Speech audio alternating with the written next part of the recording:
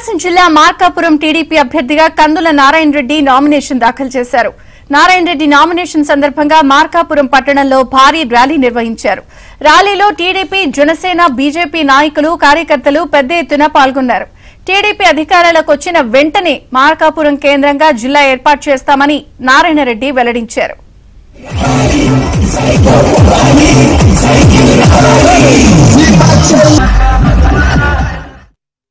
మార్కాపురం నియోజకవర్గ అసెంబ్లీ ఉమ్మడి అభ్యర్థి, ఎన్డీఏ కూటమి ఉమ్మడి అభ్యర్థిగా